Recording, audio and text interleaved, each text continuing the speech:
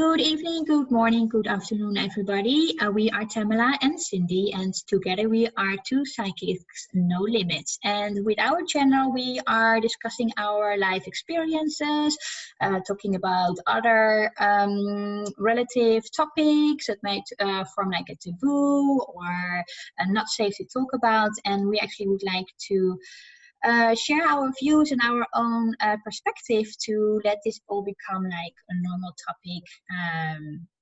A lot of people might share our own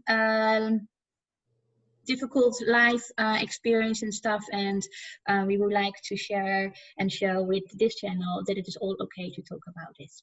And today we are going to talk about contradictions. So Tamala and I, we have had completely different lives, and we found out that there are quite a lot of topics that we had nothing in common with, the completely opposite. So we thought like this is a very nice topic to share and see how that came across from our own perspectives. And Tamala, you mentioned, I think in one of our other videos, that you have been moving a lot. That's true. I went back to my hometown a year or so ago, and I counted all of the places that I had lived growing up. And I only lived in that town about 16 years, and I lived in 18 different houses. And then after that, I moved to California, and I lived in 3 different houses. Then I moved to Germany. I lived in 2 different. Then in Florida, I lived in 3, 4 different. Georgia, 4, 5, 6. So I've lived probably in 40 different houses and I'm 50 years old. So let's say 35 to 40 houses. And it's amazing because also I know at soul level, I'm a variable soul. And I think that's why it didn't bother me moving so much, is because I need that variety and the variable experience of living in a different place and having different neighbors and having a different structure inside the home, like how it's set up, all of that stuff, where my room is in the house, all of that. So I understand you didn't move very much at all. No, not at all. I grew up in a house when I was still living in the Netherlands, and we never moved out. So I stayed there for 24 years. That's 24 awesome. years in the same house. Then I moved to Switzerland, and this is my first and only apartment since 13 years. That's so interesting. Yeah, and for me, you know what, for me it is like this, that I actually prefer to have a house for a longer time of period, because I myself am traveling quite around. So I don't need to move the house.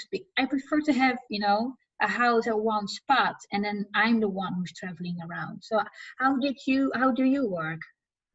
Well, and I think I've always wanted to be a gypsy, and I've always wanted to be the one traveling, but I never had the opportunity. So now I think, because I've been living in the house that I live in now 8 years, and I've done more traveling. So it's not so heavy, because I am the one that gets to travel now. So yeah, that's an interesting perspective. Mm-hmm. But growing up, my mother also was a gypsy, obviously, because we moved every 6 months, whether we needed to or not. Wow. So how was it for you when you needed to move around? I mean, like, it is like packing, unpacking stuff, but it is also getting used to your new environment, to your new home, settling in, making like new friends, especially when you're at school at a young age. So how did that work for you? Well, most of the time growing up, I stayed primarily in the same school, though at one period of time I did go to a different school for about half a year. But I had cousins that were in that school, so it made it easier because I could hang out with them, and they introduced me to people. But most of the time, because my city only had a couple of school districts because we were small, the schools that I went to growing up were, there wasn't too much upset around that. And in high school, I did change. I went to one high school freshman year, and then I moved and went to a different high school for the rest of high school. But that was okay because I knew people there. Because I lived in such a small town, everybody kind of knew everybody. And so I didn't really feel like I was missing anything or losing anything. Because also in middle school, I hung out at the skating rink. I don't know if you had those, the roller skating rinks. That was my jam. No. And so we all met on Wednesday, Friday, and Saturday at the skating rink anyway. So it didn't really matter that much. Okay. Oh, interesting. Mm-hmm. Because I would not know, even with the thought that I have to move to a new place, it is like already exhausting because I know I need to, pack things and stuff. And like, with the thought alone is for me like not appealing for me to move. Really? It's Yeah. exciting for me. I get to get rid of stuff I don't need anymore, and I get to be excited and inspired. I can imagine. Yeah.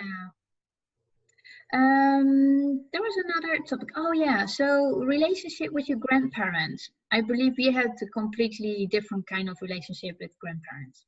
Yeah. I lived a lot of my childhood with my grandparents and my great grandparents on my father's side. So it's my father's dad and mom, and then my grandmother's dad and mom. And so they raised me a lot. They took care of me. They bought my clothes. When I went to private school, they paid for that. They were the ones that were the constant in my life. And so I was really connected to them.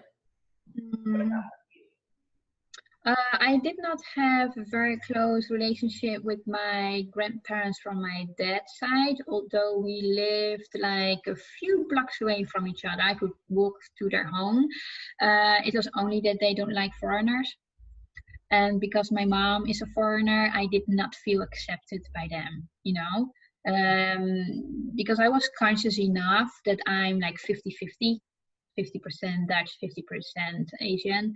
And when they do not have like the full appreciation and the respect to my mom, it felt that they would disrespect me at the same time because I'm part, I'm a part of my mom. So that's why I did not have this relationship with my grandparents as people would, describe that grandparents would be like, oh, they give you all the presents and, they give you all the candy. I got the candy, but not really a hug, or they were quite cold.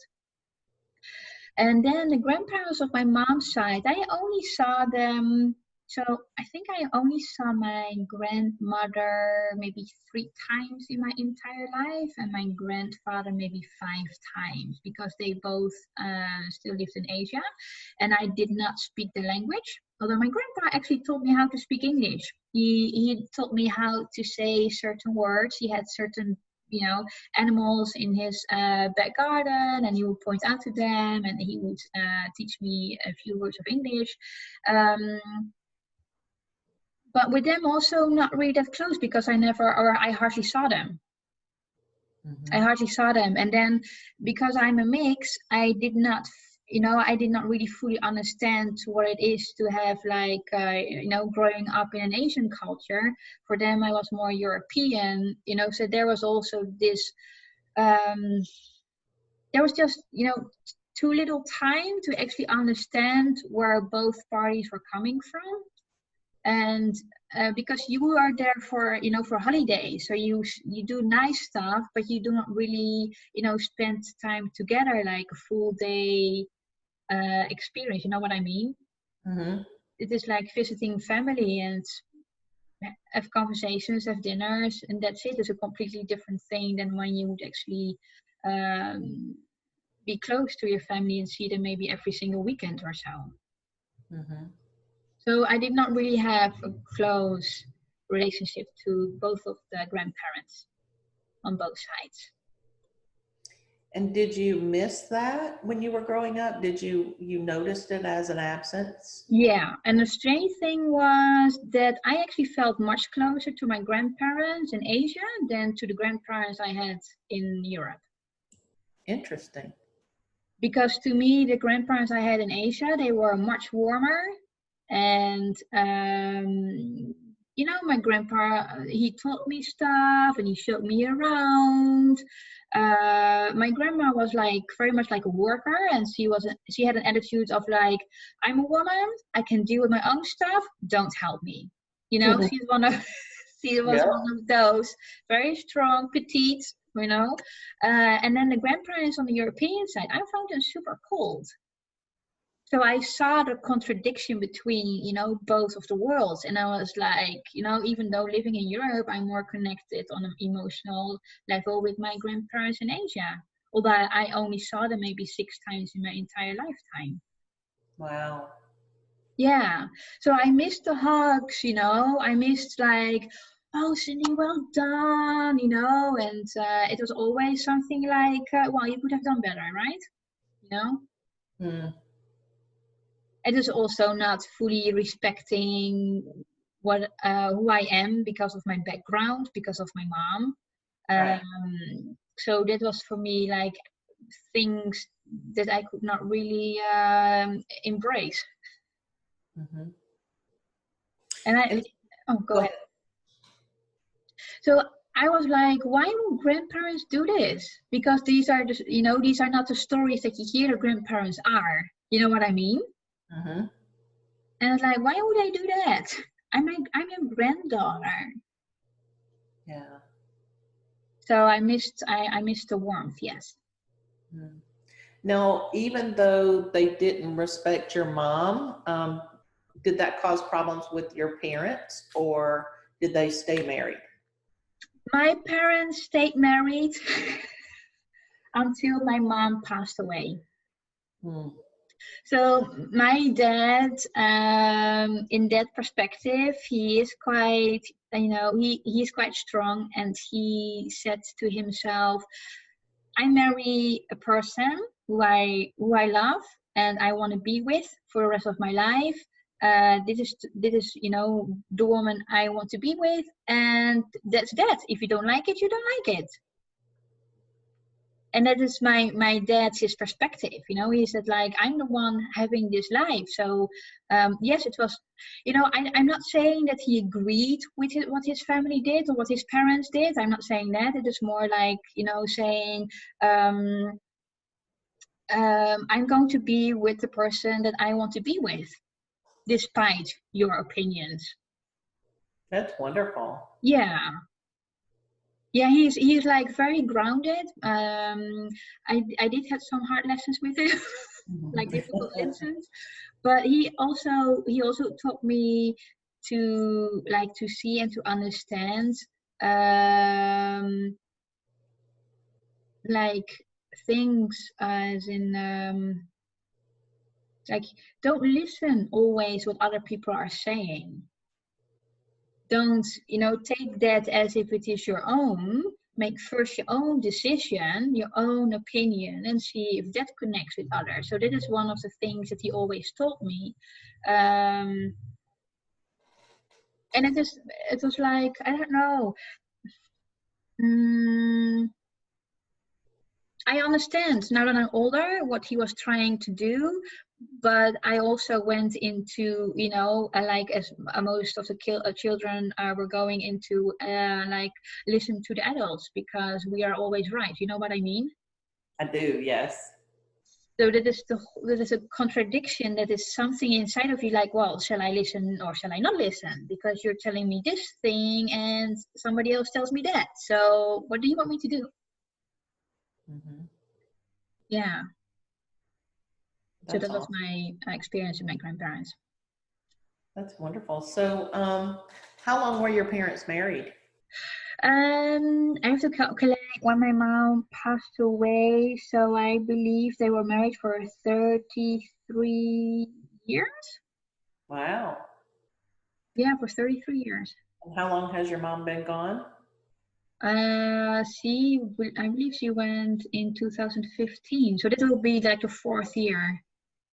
Hmm. Yeah, I have to say time goes very fast. It does. Yeah. Very fast. It does. Yeah, I would agree.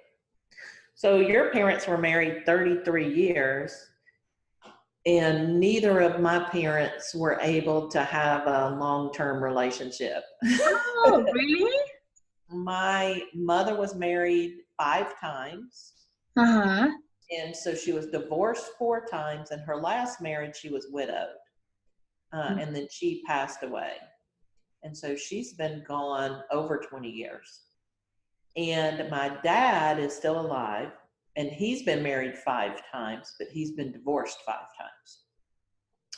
So apparently my parents also enjoy variety. So, well, and I've been married and divorced 3 times. So we have, I guess my family has a different perspective of marriage than most. Marriage, the understanding that I grew up with around marriage was it's partnerships for as long as it's good. And it doesn't mean that you don't work through the problems. It just means that all of their partners were seasoned, right? And I teach this thing in my class. People are in our experience for a season, a reason, or a lifetime. And so all of their marriages and all of mine have been for a season or a reason, but not a lifetime. So some people get their lifetimes and other people get their seasons or reasons, I guess. Yeah. So how was it for you was it like confusing for you when you grew up? I don't know how long you were with your parents when they were together, because they were changing partners. I'm going to tell you, they talk about, and I have a squeaky chair too. So if you hear noise, it's my chair. So, you know how people talk about in the South, right? That you could be your own grandpa, right? Have you heard that saying? It's big in the South because they say in the South people intermarry, and this is true because my mom and dad were married, right? And they had me, and then they got divorced. Then my dad married a lady named Dolores. And her children, because of somewhere in the mix, they were my cousins. Okay, like somebody like in her aunt or something, I don't remember, but her kids were my cousins. And so when my dad married her, they became my stepbrother and sister and my cousins. Now my mother married Dolores's stepson. So Dolores had been married to somebody else and had a stepson, and my mother married him. And so the kids that were now my stepbrother and sister were also his half brother and sister. So I had a stepdad who was my stepdad, and also through my cousins and step brother and sister, he was also my uncle. And so, and Dolores was my aunt and my stepmother. So it was a tangled web of. Wow. They were the 2 were my cousins, my stepbrother and sister, and my aunt and uncle at the same time. Wow. Yeah. I'm happy you can laugh about it now. It was funny then. Oh, okay, good. Okay, good. Yep, it was funny then. And then later, my dad married another lady, and she had a younger brother, and we were in the same class, so he was my uncle. No. Yep. And we were in the same class in high school. Yep. Everybody knew everybody. Wow. But that sounds like as if, I think in Europe you would say that you would either live in the mountains because there's nobody else around and to marry your own family, or you come or you come from a very small town. But it's not that small. I mean, it is small, but it's not that small. There's probably 100,000 people who live in the whole county. There was plenty of other people to get to know. They just met people at family reunions or something. I don't know. They all hung out at the same place. I don't know, but it was interesting. Yeah. Because 100,000 here in Europe can be a city. It Yeah. would not be a town, right? With us, when I grew up and I went to a certain school, there was one town that was just one single street. There were 20 houses, and that was a small town. For us, that is like a small town, not 100,000 people. Right. Amazing that they found each other. And when I say that, and I mean the surrounding area, of the whole. Okay. The whole, like the city and all the little cities that surround it, and the county and everything, like everybody. But there was still plenty of other people for them to get to know. Yes, yeah. But they didn't. Oh, okay. Yeah, but as long as they were happy. Everybody got along fine. Yeah. Oh, okay. That's really funny. Yep. I do have, I think I've got one cousin who married somebody else who is more or less also related, somewhere like in, far back. And I think maybe they only found out when they got married. And yeah, but for the rest, I'm sure that my dad and my mom, they were not related. They were not related. Now, my mom and dad weren't related. It was all the step people. Yeah. All the people they married were. Wow. It was like they kept marrying into the same families. So what happened then when they got divorced? Did they still hang out because they're still family? So would you then still see them at family gatherings or not? Well, the children we did. I saw the children, all the time, everywhere. Yeah. The parents, yeah, and it's interesting. Everybody just kind of got along. Nice. In those groups, it wasn't a snarky thing, or I didn't notice it being a snarky thing as a kid. It was more like my mother divorced my father when I was 5, so that was 45 years ago. And that name, my dad's name is Brown, and they're having a Brown family reunion in a couple weeks. If she was still alive, she could still go to the Brown family reunion. Like my parents, my grandparents, my dad's family always considered my mom part of her family. Oh, nice. Always, even when she died, like they were the ones who came down to help plan the funeral and do all of that stuff.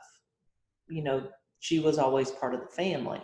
Yeah. And so all that was really nice, that with my parents, there was never an exclusionary thing. Like my dad could come over if he chose to. He didn't, but he could come over and visit.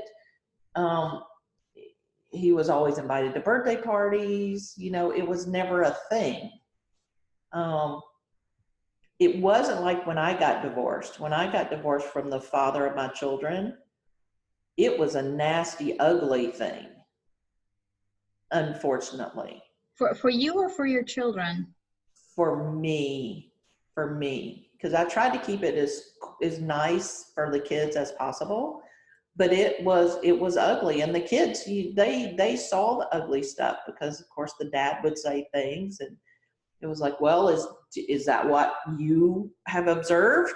You know, that kind of stuff. So I tried really hard not to influence their opinions, but I would ask them to make their own judgments based on, you know, what they saw or what they understood.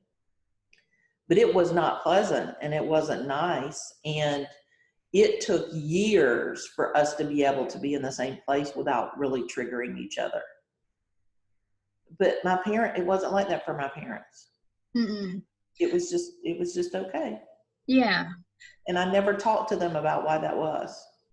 Mm. But how was it then for you to grow up with divorced parents? Were you like going from one house to the other as well? Were you like spending a weekend here and there? Well, I had the opportunity to, and I really wanted to spend time with my dad, but he didn't really make the effort. No. So most of the time I spent that time with my grandparents. So when my dad would have had custody, I was with my grandparents. Or if my mom needed a babysitter, I was with my grandparents. And so that is what really, I guess, made it so companionable, was that she was still part of the family because she was taking me over to them, her in-laws' house, right? And so it just all was, it was okay. Mm. You know, when you were saying it's when, even though when your parents got divorced and stuff, you were like, you know, your mom was still being accepted and it was still okay. You know, you could hang around. I'm just looking for a piece of paper because I want to demonstrate something. So when one of my uncles got divorced, and I saw this happening because I just sat at the same table, what happened with my grandparents was that my grandma would go through the photo album. She would take pictures out of the photo album, and she just did this. So we don't need it anymore. Wow. So the people that they were divorced from, they were just ripped out of the album, non-existing. Wow. So this is also, that's why I'm curious to hear, like, how was it for you living with parents who were divorced, and how did it go further? Because the experience that I have had was, you were just being ripped out of their lives. Right. Well, and I can tell you from my experience as an adult, when me and the father of my children got divorced, I was ripped out of his entire family's life. Like, they stopped speaking to me completely. And me and his mother were really close. They lived with us. I mean, it was all kinds of nothing. I mean, crickets, nothing. And I saw them at my daughter's wedding, and I saw them at my son's wedding. And, you know, we were nice to each other, cordial, but, you know, they couldn't have cared two flicks about me. Yeah. And it's like, wow. So I never really understood that, because I was raised with that still being part of the family thing. But like you said, they just ripped me out. It's like I didn't exist. Yeah, yeah. And it was like, wow. So that was really hurtful for me. Yeah, I can imagine. Yeah. I can imagine, because for me it was like looking at my grandparents doing, or at least it was my grandma doing that, even though, you know, I knew my aunt, and they were just, you know, ripping her out of her picture as if she didn't exist. I was like, well, that's quite harsh. Mm-hmm. You know, because she has been part of the family for a couple of years, and if they do not get along anymore on a certain level, it's fine, but it doesn't mean that you have to cut them out of your lives too. Right. Right. But that's what some people do. Yeah. Wow. Yeah. Mm-hmm. It's crazy. Yeah. Yeah. Let me see. Oh yeah. You mentioned in one of the videos you were a heavy smoker. How was that experience? Because I never smoked. I started smoking when I was 11 because everybody in my family smoked. Wow. And I would actually walk down to the local store and buy cigarettes for everybody. Back then, kids could buy them. No, really? And so one day I just added a pack for me. I think I'll try some of those. And so I just started smoking, and I smoked off and on for about 25 years. When I knew I wanted to have children, I stopped smoking. Mm-hmm. And I stopped all the way through nursing, having both my kids when I finished breastfeeding. And then I started smoking again. And I quit in 2007. That's the last time I smoked. Do you miss it? I do, yeah. If it was healthy for me, I would do it again in a heartbeat, but it's not. And I've had a cigarette since then, like out in a social situation, just to try it, and I felt so terrible afterwards. It was like, okay, I don't want to do this, but which is good. But I loved it. I loved it. I loved it. It was my drug of choice. And I was glad that I had started smoking before I got into my teenage years, because I was around a lot of drugs and alcohol and other things. And since I was already addicted to the cigarettes, that need was met. So I didn't get addicted to any of the other drugs like some of my other friends did. Yeah. I just took the smoking with me. And like I said, I quit that in 2007, and it was agony. It was agony. And in what way? Physically painful, mentally painful, emotionally painful. It was traumatic. And it took 2-3 years for me not to think about a cigarette every time I got on the telephone or every time I went outside, because I always smoked outside. I never smoked in my house. And so the phone would ring, I'd pick up my phone, I'd go out in the yard, and I'd smoke a cigarette while I was talking on the phone. Well, anytime I answered the phone after that for years, it would be automatic, I'm going to go outside and smoke a cigarette. And so it was retraining my patterns of behavior, my patterns of thought, my emotional behavior. If I got really angry, I would want a cigarette. If I got stressed, I'd want a cigarette. I'd wake up in the morning, I'd want a cigarette, right? All of these things had to change. And it took years for it not to be something I had to do on purpose every day, all day. Wow, so it's like a habit. It was a big habit, yeah. It was an ingrained, rooted habit. It was deep, yeah.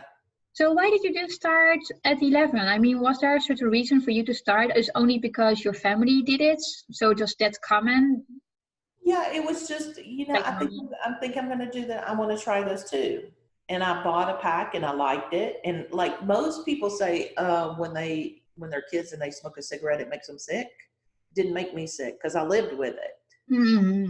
So, I guess I was already used to it because they smoked in the house. And it was just a thing. I had a smoking permit in school, which means that at break time at school, we could go outside and smoke cigarettes. When you were 11? No, when I was 13 was when I got. But still. Yeah, and we could smoke in high school. Had a smoking permit, literally it said that our parents signed that said we were allowed to smoke, and so we could go outside and smoke. There were a bunch of us. It was a thing, I'm telling you. Wow. So did anything change in the meantime? I mean, how is it for your kids when they are going to school? Do those permits still exist? Or no, because they've raised the smoke. They actually put in a smoking age because there wasn't one before. And I think it's 18. It was 18, but I think they're trying to raise it to 20 or 21 now. So my kids were not exposed to that being a possibility. And in fact, I always told them while I was smoking, this is a filthy habit, don't you do it. And you see how addicted I am to this. And you see how, you know, how much a struggle this is. And so neither one of them have wanted to smoke. Oh, okay, good. Yeah.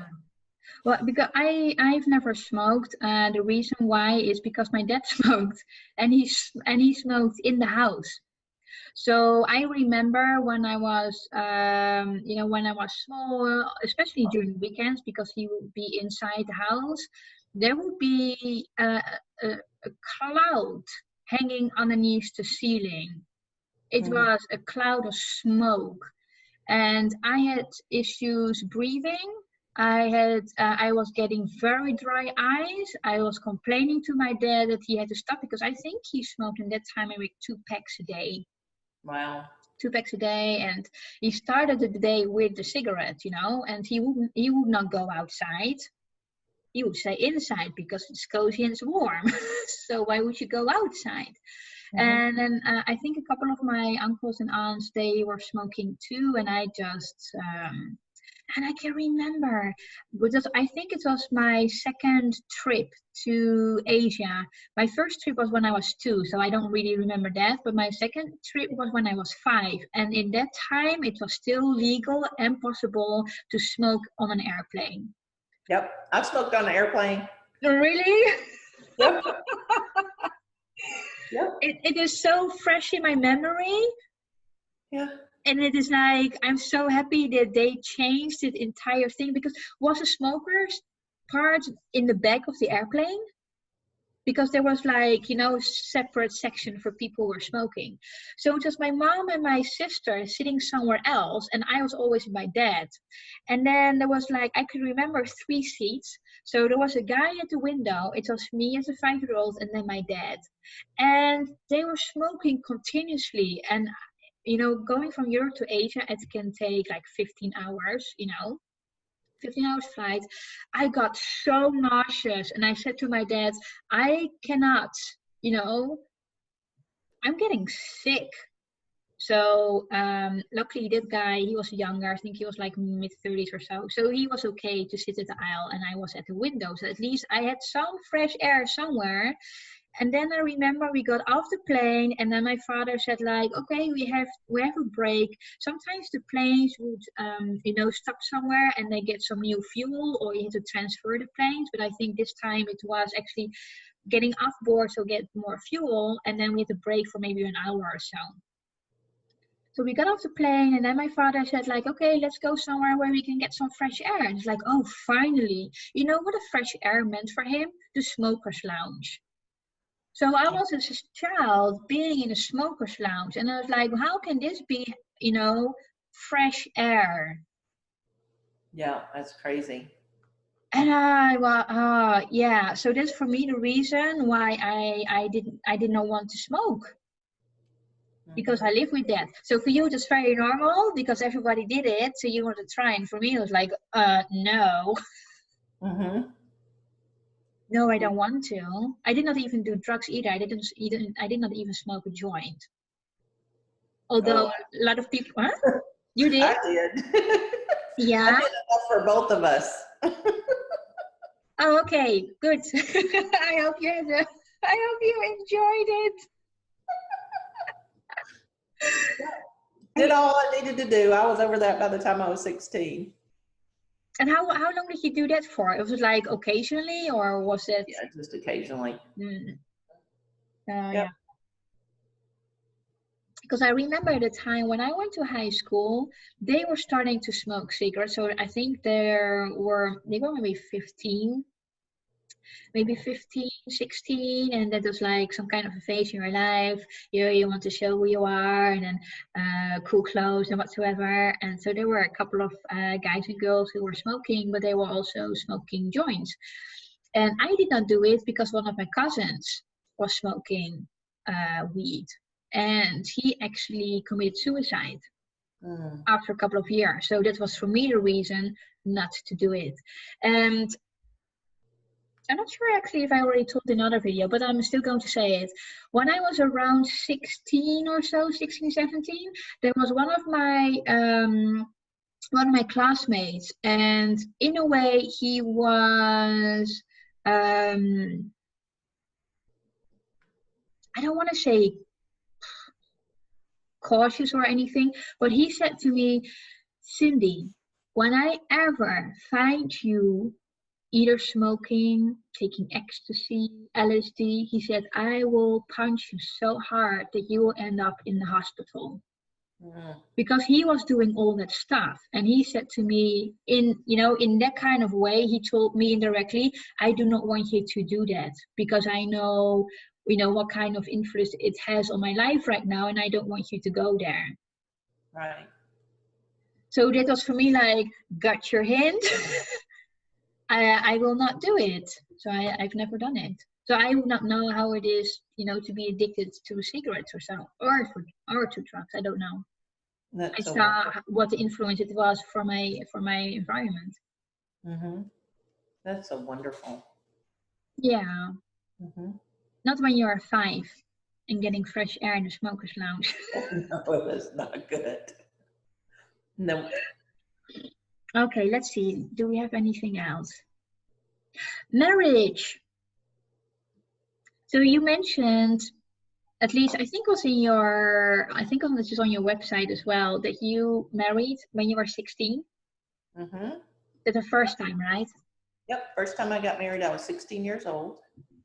And I call it my emancipation, because I was only together with him for 4 months because he was an alcoholic and he tried to beat me up. Oh. And so I left him after we were married for 4 months. But in the state of Georgia, you have to be separated, or had to be separated, for 6 months before you could get a divorce. So legally, we were married for 10 months. But when I got my divorce, I was still 16. I was still in high school. I was classified as an adult, and I lived on my own.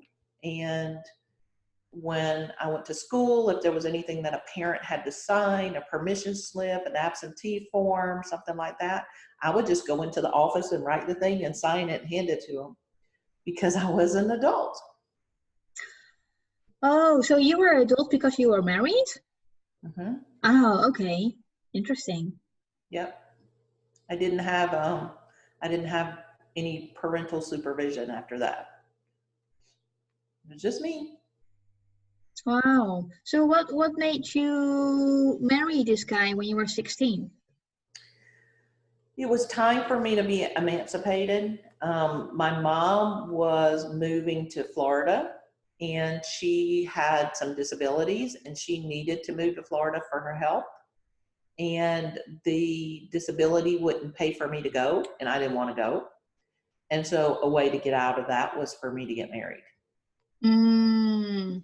And in Georgia, you're allowed to get married at 16 without permission, even though she did sign for me. She didn't have to, because at 16, you're old enough to decide if you want to get married in Georgia. You are not old enough to decide, let me tell you. But legally, you can. Is it still the case today? I think so, yeah. Wow. 16-year-olds are not old enough to get married. So how old was he? Was he around the same age? Oh, no, he was 23. Okay. Yeah. Wow. So how was it for you, like, because when people are going into a relationship or marriage, it feels like your life is completely different. You are like, you're having this role as a wife, you need to take care of the household and stuff. Did you have that as well when you were 16? Well, I had always been taking care of the household because my mom was sick. And so I was always the one that was responsible for taking care of the stepbrothers and sisters, for making sure all the chores got done, for doing the cooking and the cleaning and making sure all of that stuff happened. So it wasn't really anything different. It was just normal, except I was doing it at my house instead of somebody else's house. And I worked. I went to school and I worked. I had a job. So I paid my own rent and utilities. And after I got divorced, I moved back into a rental house that my grandparents owned. And so that helped a lot because they didn't charge me rent. Because it was the house was already paid for, and so they're like, we're not going to charge you rent, you just have to take care of it and pay all the utilities and stuff. And so that was really helpful. Yeah. Yep. Wow. So how long lasted it for you to be divorced and remarry? I got remarried the day after I graduated from high school, so I was 18, and he joined the Air Force. And we moved to California, and we had our 2 children there. And then we went to Germany and then Florida, and then we got divorced. We were married for 11 years. Yep. Okay. Wow. And then I got divorced, and a couple years later, a year and a half later or so, I got married for the 3rd time, and we moved to Georgia.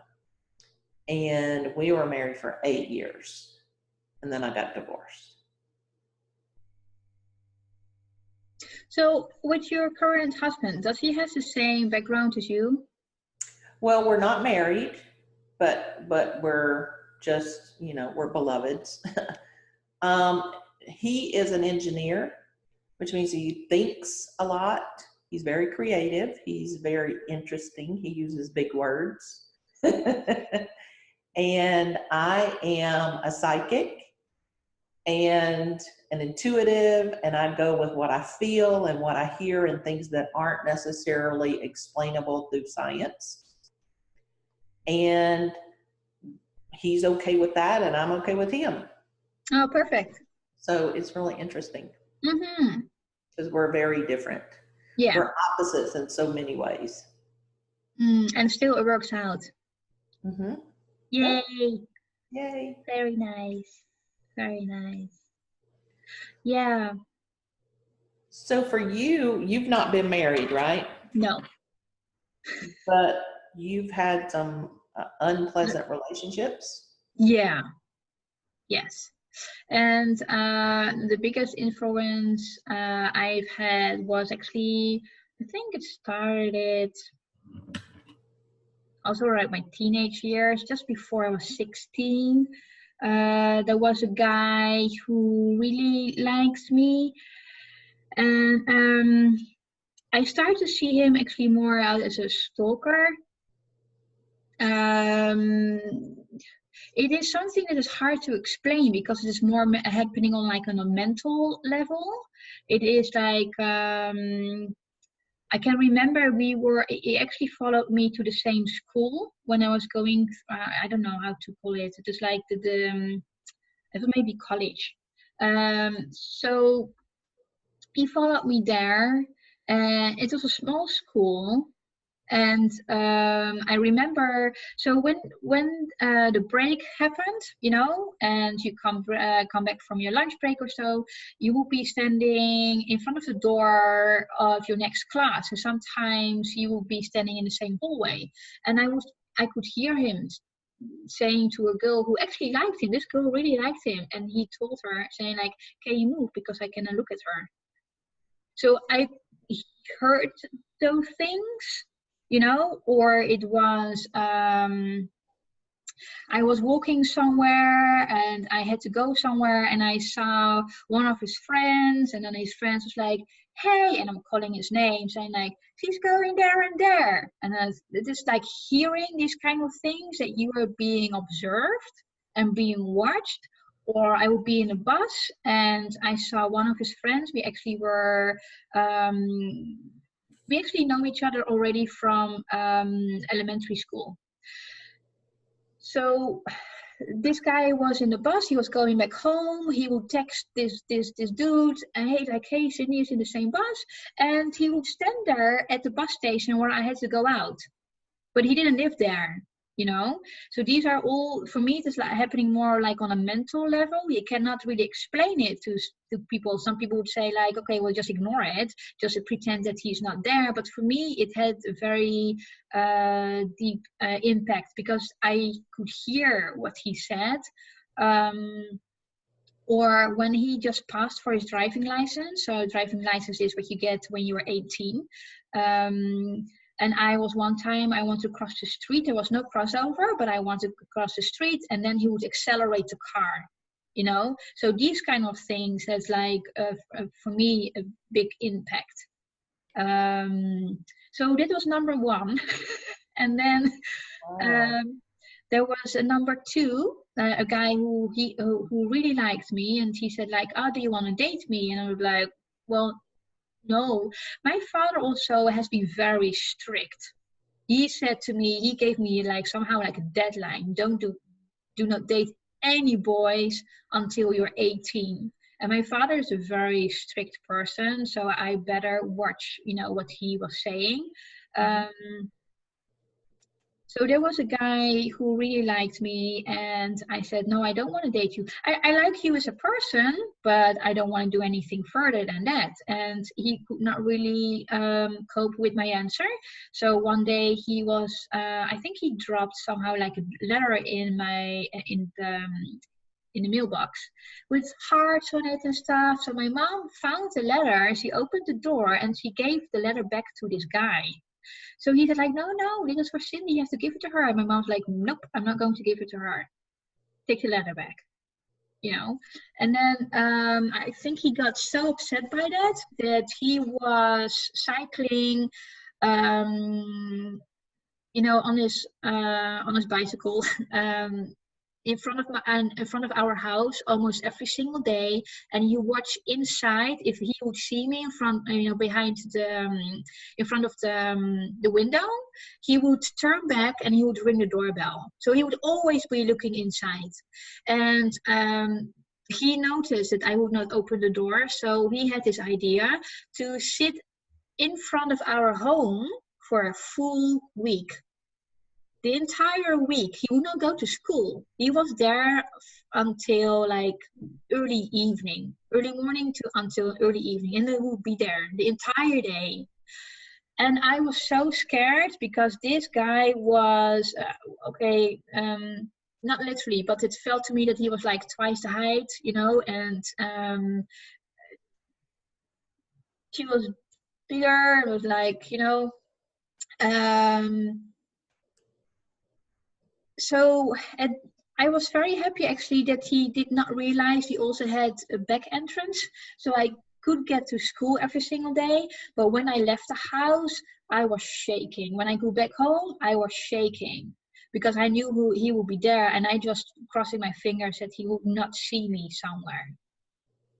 So that was for me the most unpleasant experiences when it comes to the opposite sex. Wow, that's really scary. It was for me, but it is, I think in that time period, it was maybe the beginning of being stalked. And I was,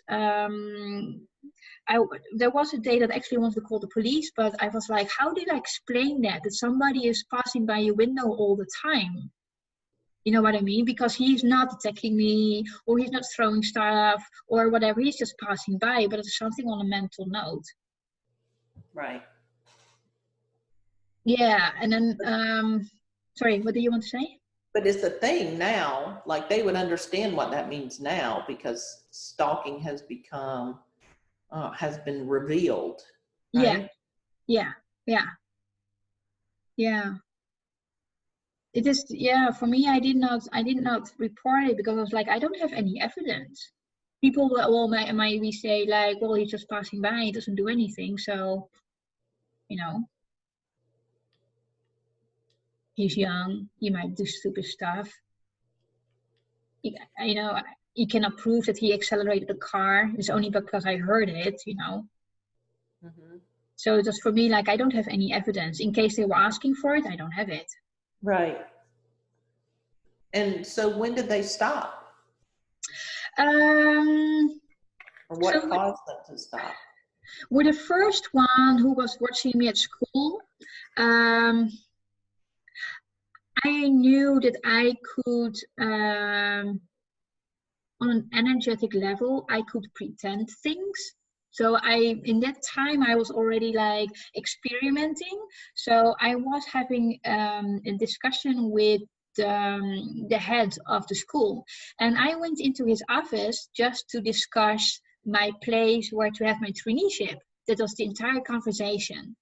But I got out of the door because one of his friends was standing in front of the door, and I was pretending to look in a way as if I was going to change schools.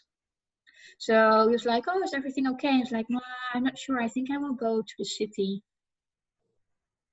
Like, "Oh, okay." And then I was talking to other people and said, "I think I'm going to change schools.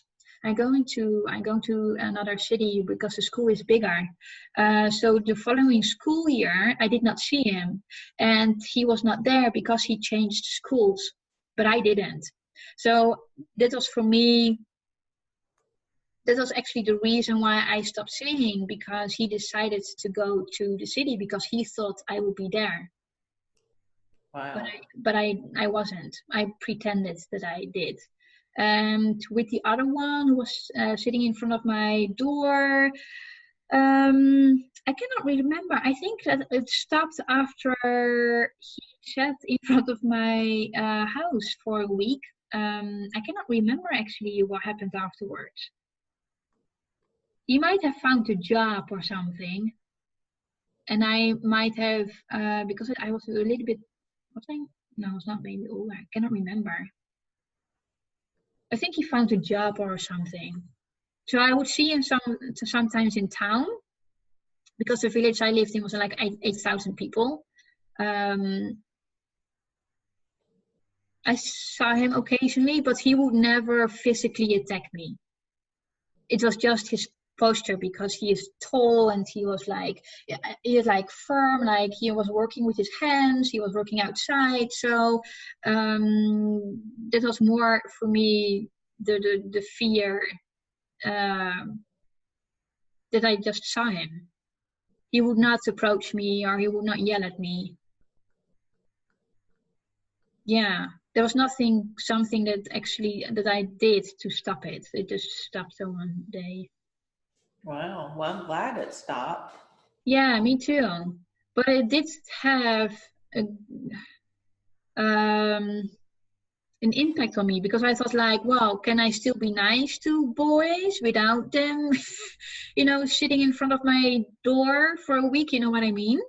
Yeah, it's got to be scary to think I mean, if boys are going to act like this without you, addressing them or being in relationship with them, how are they going to act if they are?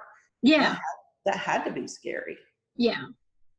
So I was in a phase. Afterwards. I was in a phase, and you know what I did as well when I was being stalked at school. I was like, you know what?